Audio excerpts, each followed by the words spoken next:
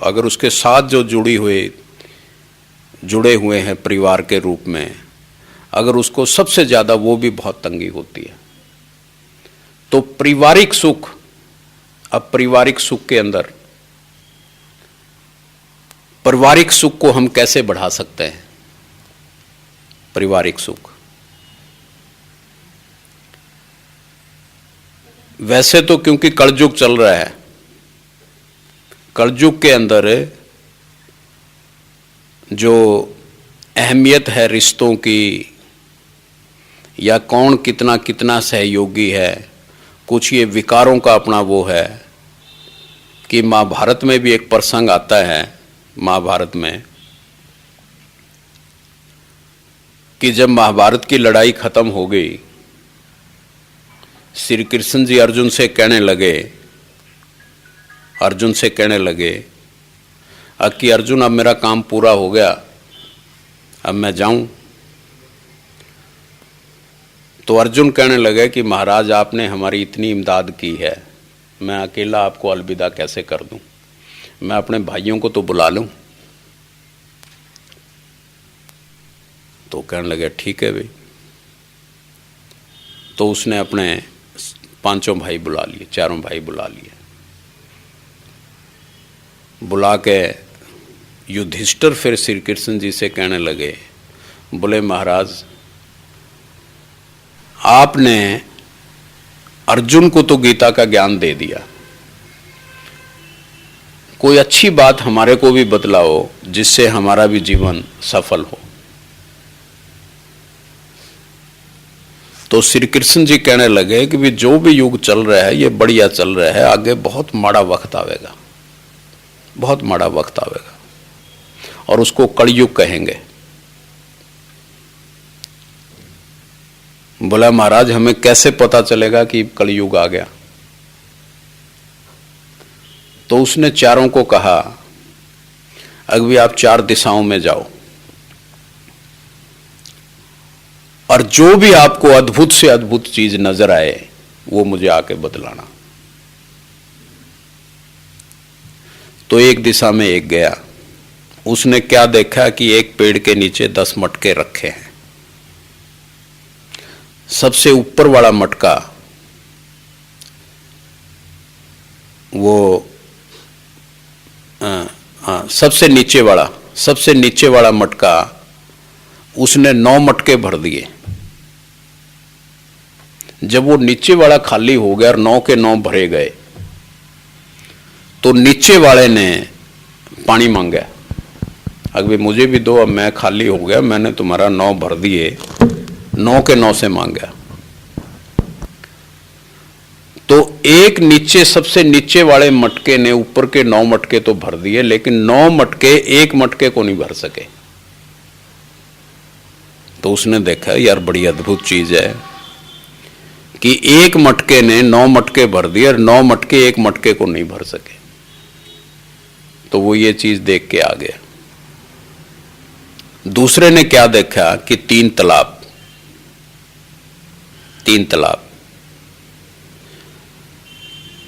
एक तालाब पानी का भरा हुआ है, उसके साथ लगता हुआ तालाब वो सूखा पड़ा है बिल्कुल, और तीसरा तालाब ऊंचाई पे भी है, दूर भी है, उसमें कुछ थोड़ा बहुत पानी भी है।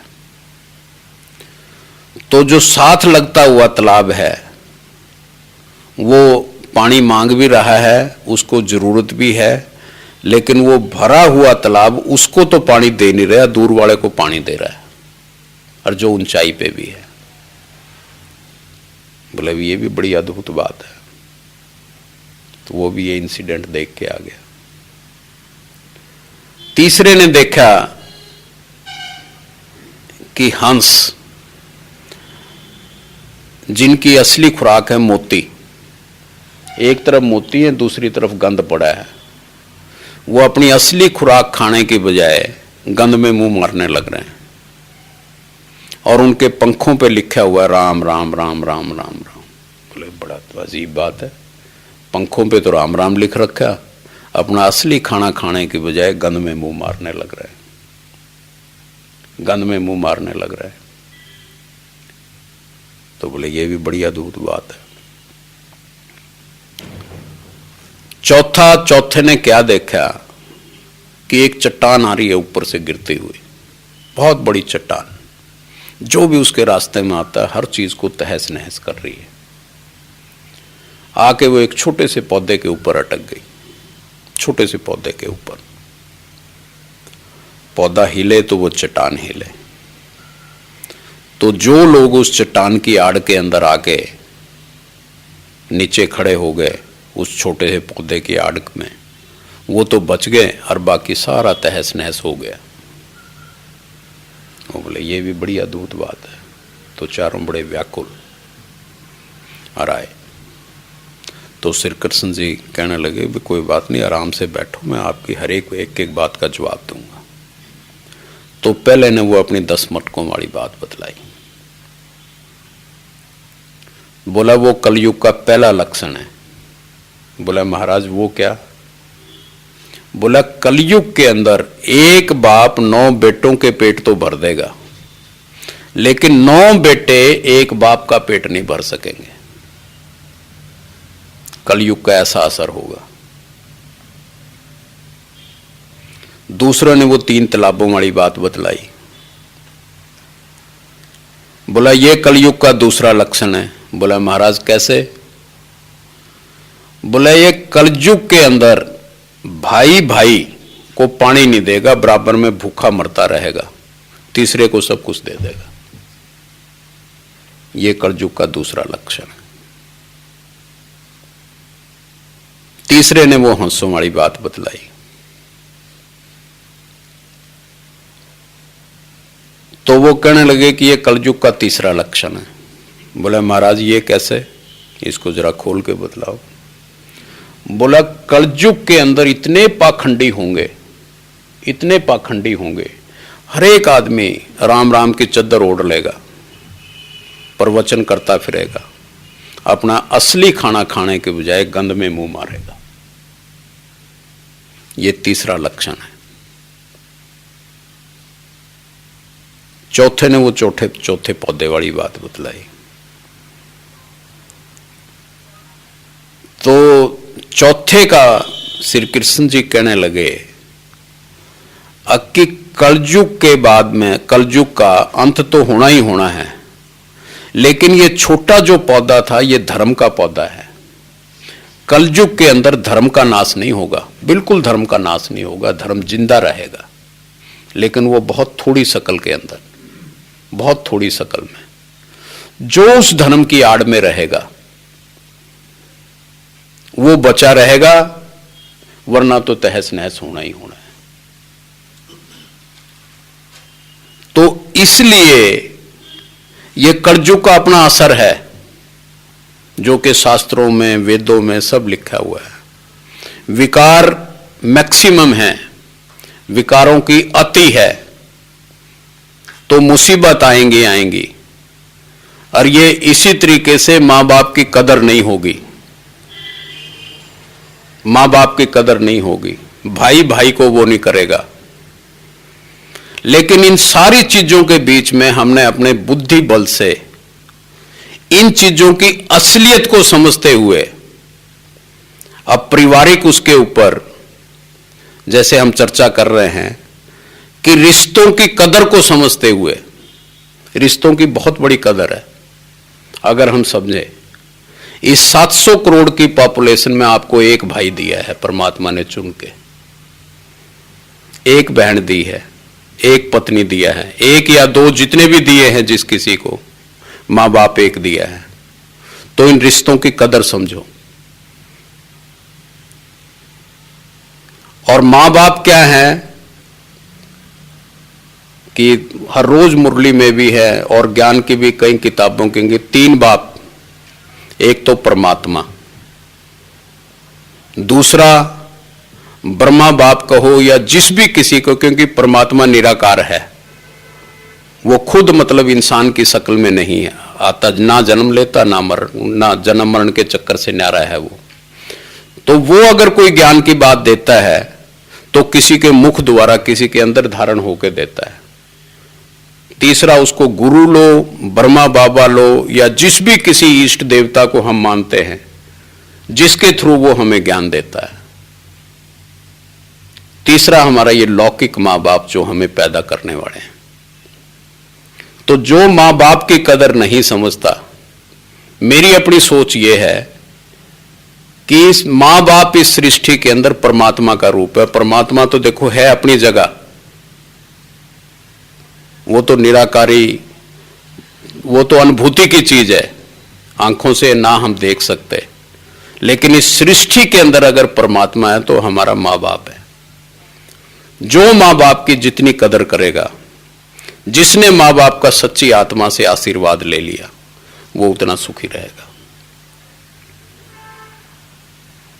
उतना सुखी रहेगा। ये जिसने माँ बाप का सच्ची आत्मा से आशीर्वाद ले लिया, वो जीवन में कभी दुखी नहीं हो सकता, कवच।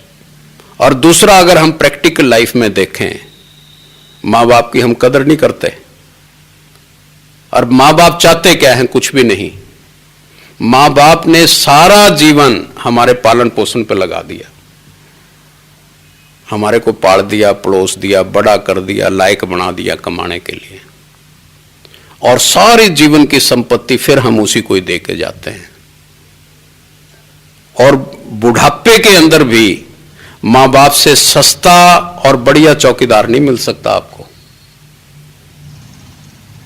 इतनी सारी प्राप्तियों के बाद भी हम माँ बाप की कदर नहीं करते, और फिर कहते हैं कि हम सुख मिले हमें। जो बेसिक फंडामेंटल चीजें हैं उनको हम इग्नोर करके सुख की इच्छा करते हैं। ये बेसिक फंडामेंटल चीजें, मेरे एक दोस्त हैं, वो शेरो शायरी करते हैं, तो उसने एक दो शेर माँ बाप के ऊपर ही सुनाए। अभी आजकल का जो वक्त है वो जिस तरह से कि माँ बाप से कोई बैठा हुआ हिसाब करने लग रहा था, तो दिल से दो ही बातें निकलती है, रंज निकलता है या नफरत रंज या प्यार। तो उसने उसके ऊपर एक शेर सुनाया मेरे को कि रंज निकलेगा या प्यार निकलेगा, रंज निकलेगा या प्यार निकलेगा, दिल से यही गुबार निकलेगा, अपने माँ बाप से हिसाब ना कर तू सदा कर्जदार निकलेगा।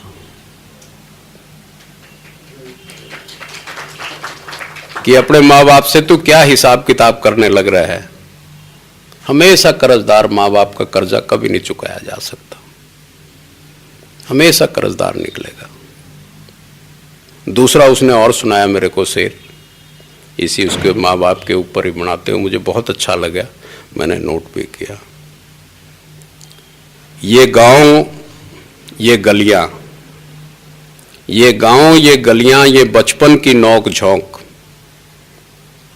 ये गांव ये गलियां, ये बचपन की नोक झोंक, मुद्दत से ये किस्से याद नहीं आए। भूल जाते हैं, अपनी गृहस्थ जीवन इतने व्यस्त हो जाते हैं, बचपन की बातें अगर एक बारी हम झांक के देखें, उसके अंदर कितना प्रेम, कितना रस, क्या कुछ था। ये गांव ये गलियां, ये बचपन की नोक झोंक, मुद्दत से ये किस्से याद नहीं आए। जायदाद बांट ली बच्चों ने बराबर, पर मां बाप किसी के हिस्से नहीं आए। मतलब हर जब उन्हें करोड़ों की संपत्ति बना ली, उसके तो हिस्से हिस्से करवा के बांट लिए, जब मां बाप की बारी आएगी उसको कोई लेने के लिए तैयार नहीं।